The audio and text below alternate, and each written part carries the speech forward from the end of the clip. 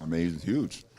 We know we had a spot that needed some reassurance, and for us to be able to get Tyson in the fashion that we got him, and to be able to implement him in right away, and the impact that he's made in these 3 games. He's played 3 games so far.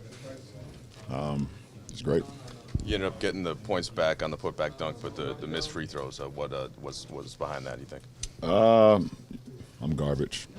Yeah, I suck from the free throw line right now. I'll get my rhythm back, but I thank Kuz for giving me another opportunity, giving us another opportunity, and then he gave me another shot, so I tried to give him another shot. Any commonalities in teams coming back in some of these That's not good. fourth quarters? Yeah, that ain't good. Come back in these fourth quarters, LeBron, and what do you guys have to do better? They got a great rhythm, and there was nothing we can do about it once they got that rhythm. Don't even sweat it. And once you get a team that get a good rhythm like that, and Trey's playing a pick and roll like he did, it's just hard to get it back. So defensively, we got to have both units clicking at the same time like we had last night. Tonight we had one unit at a time that was clicking, and we allowed them to get back into the game. LeBron, the celebration was so jubilant after the block and after you'd won the game. Why did that feel so good?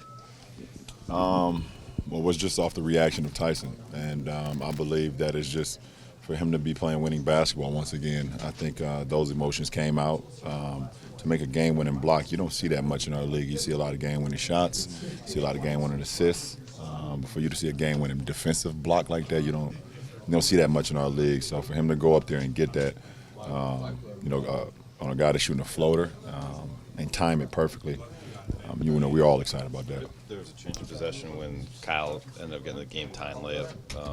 How'd you guys get the ball? We got a steal. It was a steal? Yeah. Yeah. LeBron, what did you think of both teams wearing the enough shirts, and what's your understanding of how that came about? I think it's about recognizing what's going on in society, and for us to be so close to this situation, and not being too far away. And first of all, my prayers and my condolences to all the families that lost loved ones, and such a act that none of us ever want to be a part of, obviously, but never want even to hear about. No matter how close or how far you are. So. For us to have a commissioner like we have, he even allow us to do something like this, number one, that's amazing. That's why we all love Adam. And then for us to recognize both teams, and I've seen the Clippers do it as well in their last home game, just recognizing, a very, troubling, time at that point in time, but also recognizing, that we understand, that we not I don't want to say understand, but we're here for the families in spirit, in health, and in support. What went through your mind when you first heard about the shooting? Probably the same that went through everybody's mind. Not again. Oh, wow. What the hell?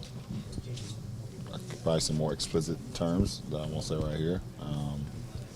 Just how do we clean up this? I think it all comes back to this gun situation that we have in America.